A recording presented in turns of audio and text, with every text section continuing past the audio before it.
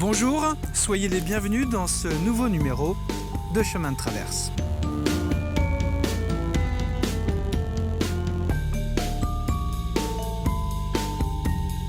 Cette semaine, je vous emmène à Mortagne-sur-Sèvre à la rencontre de Thierry Charrier.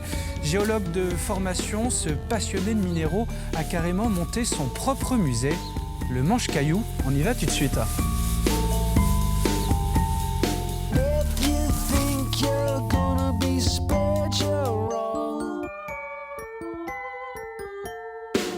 Alors Thierry, tu as créé ton musée ici dans une ancienne école de la commune de Mortagne-sur-Sèvre. Tu rassembles plus de 1000 minéraux et cette passion, elle a commencé à l'adolescence à peu près. Oui, vers l'âge de 14 ans, j'ai découvert par hasard sur un meuble une pierre qui m'a fasciné et j'ai tout de suite eu envie d'aller chercher cette pierre sur le terrain. Voilà. Et depuis, tu n'as eu cesse de continuer à collectionner des tas de minéraux différents qui sont aujourd'hui, depuis 2015, rassemblés dans ce musée moderne, très lumineux, où tout est mis en avant. C'est l'aboutissement d'un long travail et puis ça permet de partager cette passion avec tous les visiteurs. Oui, c'est le but d'un musée, en fait.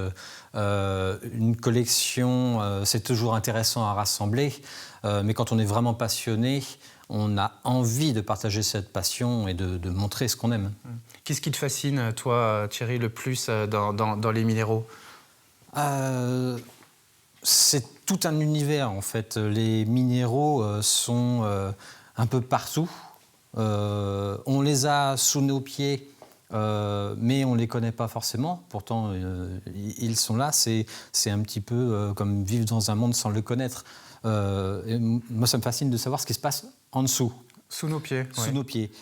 Et puis il y a tout ce côté monde extraordinaire avec des formes, des couleurs, des variétés qu'on n'imagine même pas. Il faut, pour certains minéraux, il faut du matériel, du loupe binoculaire, voire un microscope pour pouvoir les regarder. Et c'est extraordinaire ce qu'on peut découvrir sous nos pieds. Avec une diversité incroyable. Alors ici, dans ton musée, tu as séparé avec différentes pièces les minéraux sous 3 thématiques. Hein. Oui. Oui, en fait, j'ai voulu que le musée permette à la fois d'apprendre un petit peu sur les minéraux, mais apprendre de façon simple et ludique.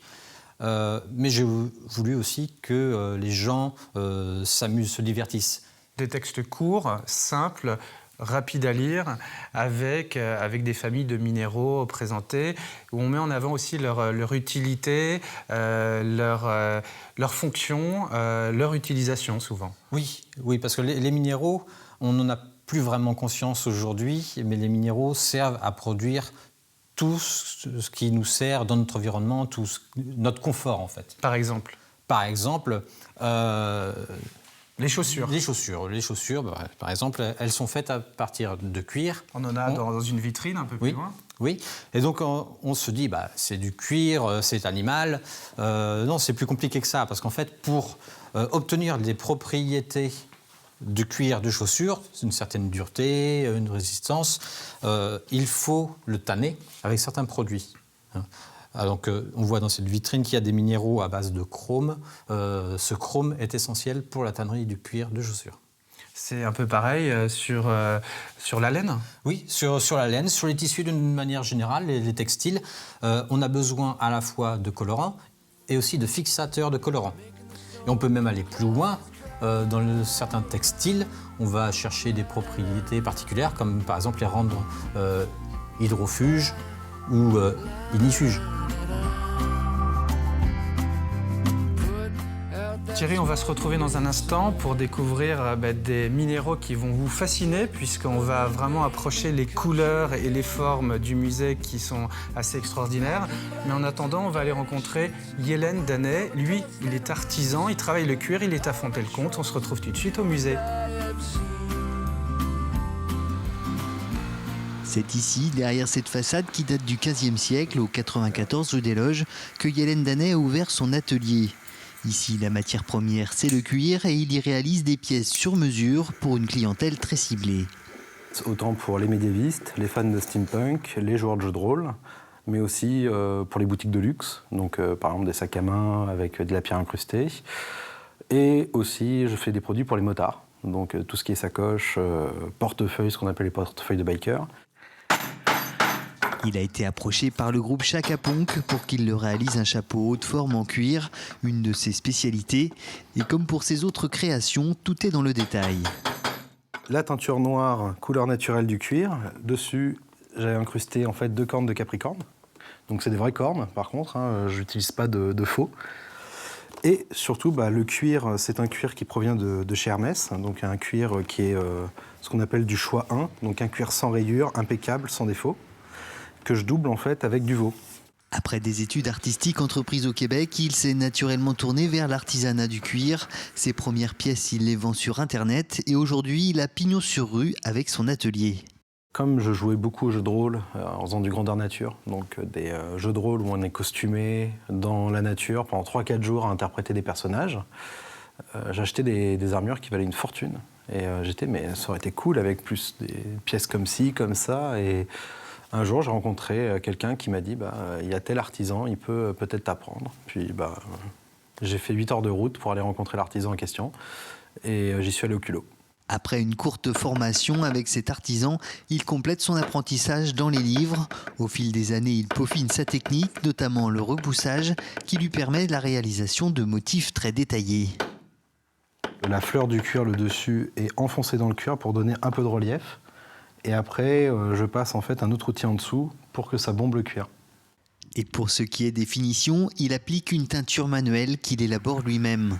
À longueur d'année, il sillonne la France pour présenter ses créations entre conventions geeks et festivals médiévaux. Ses articles sont aussi disponibles en vente sur son site internet. Nous voici de retour avec Thierry Charrier, le créateur du musée Le Manche-Caillou à Mortagne-sur-Sèvre. Alors, revenons sur la beauté fascinante de ces minéraux, avec d'abord les couleurs. Les couleurs, elles ont toujours été utilisées, même par les hommes préhistoriques, et ça, tu nous le démontres ici. Oui, la première chose qu'on voit dans les minéraux, c'est effectivement la couleur. Et les hommes préhistoriques ne s'y sont pas trompés. Ils ont tout de suite perçu que certains minéraux, quand on les réduisait en poudre, cette poudre conservait une couleur dans le temps. Alors là, ce sont des minéraux qui sont pigments. Il existe aussi des minéraux qui ne sont pas des pigments en tant que tels, mais qui permettent de produire des pigments. On a des bons exemples ici. Le nickel et le cobalt, ce sont des métaux qui colorent facilement les substances quand on les mélange, par exemple, avec des sulfates, des carbonates. Et dans ces tiroirs, en dessous, encore une fois, il y a ce côté démonstration de ce qu'on peut faire avec les minéraux visibles au-dessus. Voilà, parce que souvent, on peut faire énormément de choses avec un même élément. Donc, par exemple, là, le cobalt, on découvre des métaux. Le cobalt permet de durcir les aciers et il permet également de leur donner une résistance à la corrosion. Quand on est collectionneur, on va aussi surprendre avec la forme des minéraux que tu as pu, toi, mettre en vitrine ici, qui nous rappellent des formes bien connues, soit d'animaux, soit d'objets du quotidien. Là, on a, par exemple, un minéral qui nous rappelle l'œuf, oui. Ou même un koala ici. Et ça fait partie aussi un peu de ta quête, de trouver des formes assez extraordinaires. Oui. En fait, les minéraux ont des formes qui leur sont propres. Mais après, il y a des conjugaisons de ces formes. Par exemple, ce fameux koala, c'est un minéral qui forme des boules. C'est l'association de ces boules qui finit par donner un koala. Donc la boule, on va dire que c'est classique. Par contre, le koala, c'est très rare. Et c'est ce qui est intéressant dans ce type de collection, c'est d'aller chercher la pierre qui, finalement, est improbable. Cette pipe, c'est assez marrant aussi. On est sur quoi comme minéral, là ? Alors, c'est de la malachite. C'est un minerai de cuivre, en fait. Ceci n'est pas une pipe.